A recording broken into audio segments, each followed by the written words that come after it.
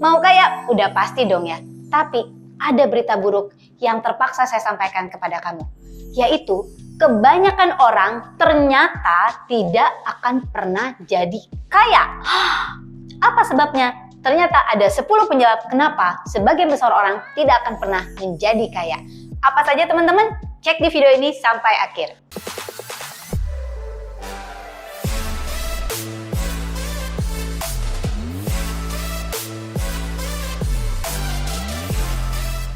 Welcome back to Teta Megi TV channel. Saya dengan Clara Angeline. Di channel ini kita banyak membahas tentang Law of Attractions, kedua tentang Money Mindset and Money Management, dan yang paling saya suka adalah tentang healing teman-teman, karena semua ini berhubungan. So buat teman-teman yang baru, semoga kiranya kalian mau subscribe di channel kita. Thank you ya. Oke teman-teman, hari ini kita mau membahas nih teman-teman. Pasti kita semua kepingin jadi kaya, atau gue berusaha bagaimana caranya di satu saat di hidup gue pengen dong punya kesempatan untuk merasakan hidup happy, senang-senang, kaya raya. Tetapi teman-teman, ternyata sebagian besar orang tidak akan pernah bisa mencapai hal ini. Nah, ada 10 penyebab utama kenapa hal itu terjadi. Yang pertama adalah terlalu takut gagal, sehingga takut memulai sesuatu dan bahkan takut untuk belajar sesuatu yang baru. Nah teman-teman, ketakutan itu wajar ya teman-teman. Tetapi kalau kita terlalu takut gagal sampai kita freeze out, bener-bener nggak bisa ngapa-ngapain, nah ini yang masalah. Ketakutan ada untuk kita atasi, bukan untuk dieman-eman atau disayang-sayang ya teman-teman ya. Semua orang memulai sesuatu yang baru pasti ada rasa ragu, rasa takut. Tetapi pemenang adalah orang yang menghajar dan menghadapi rasa takutnya untuk bisa pindah dari zona nyamannya, dari good life menjadi great life. Yang kedua, menerima nasihat dari orang gagal. Nah, ini loh teman-teman. Di setiap bidang kehidupan yang kita mau gitu ya, bahkan di setiap industri itu pasti teman-teman ada orang yang gagal, ada orang yang sukses. Betul? Nah, artinya apa teman-teman? Belum tentu industrinya yang salah, belum tentu bidang pekerjaannya yang salah, belum tentu bidang usahanya yang salah. Tetapi mungkin caranya yang salah.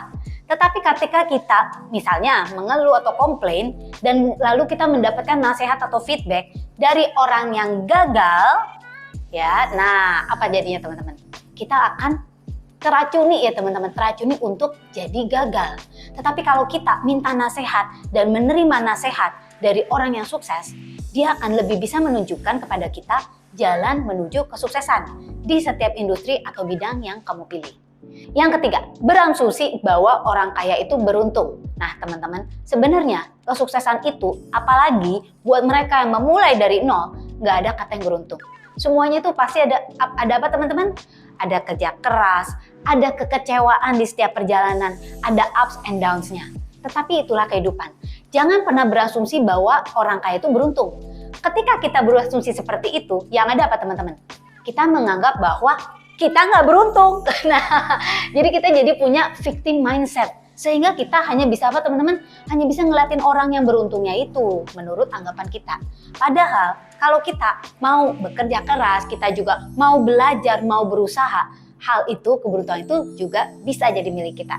Karena katanya nih teman-teman ya, keberuntungan adalah kesempatan yang dipadukan dengan persiapan. Persiapan itu yang teman-teman yang sudah dilakukan sejak lama. Yang keempat, fokusnya menyimpan uang saja, bukan menghasilkan uang. Nah, teman-teman, menghasilkan uang ini bisa artinya menambah skill kita ya. Karena begini loh teman-teman, semakin skill kita bertambah, income kita juga bisa semakin bertambah. Tetapi juga salah satunya adalah menghasilkan uang dengan cara berinvestasi. Kalau kita fokusnya untuk menyimpan saja, apalagi kita tidak belajar untuk menyimpan di tempat-tempat atau pundi-pundi di mana uang kita bisa berkembang secara maksimal, uang kita akan tergerus dengan inflasi. Yang berikutnya adalah takut berinvestasi. Nah teman-teman, segala sesuatu itu pasti ada resiko ya teman-teman ya. Tapi kita belajar meminimalisir resiko dengan cara mengendalikan dan belajar bidang yang kita pilih. Gimana cara untuk mengatasi takut berinvestasinya? Yaitu teman-teman, kita kelola keuangan kita sehingga jatah investasinya adalah jatah yang memang kita sudah siapkan dan kita nggak takut ada apa-apa dalam hidup kita kalau uang ini kenapa-napa. Yang keenam adalah menggunakan uang lebih dari yang dihasilkan. Menggunakan uang lebih dari yang dihasilkan itu adalah cara pasti untuk tidak pernah kaya. Hati-hati teman-teman, menggunakan uang yang lebih dari dihasilkan bisa juga artinya kalau kita pakai kartu kredit atau mengambil pinjaman lebih dari kemampuan kita. Yang berikutnya adalah tidak pernah menetapkan target keuangan. Target keuangan ini penting ya teman-teman, target dari jangka pendek maupun jangka panjang. Target ini dibuat untuk membantu otak kita mencari cara atau menarik jalan untuk bisa menuju kepada target keuangan tersebut. Kalau kita punya target, kita jadi lebih semangat teman-teman. Dan kita jadi tahu kita ke arah mana.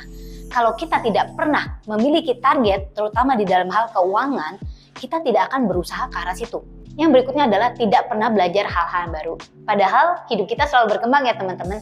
Miliki growth mindset untuk mau berani belajar hal-hal yang baru.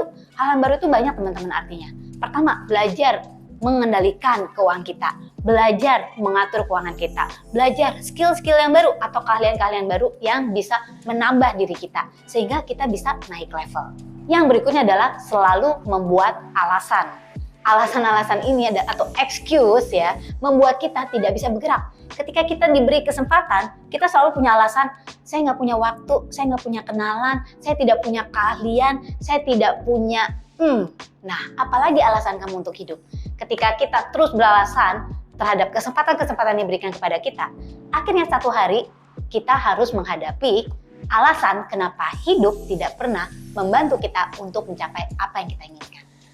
Dan yang terakhir teman-teman, tidak memiliki self-discipline terutama dalam hal keuangan.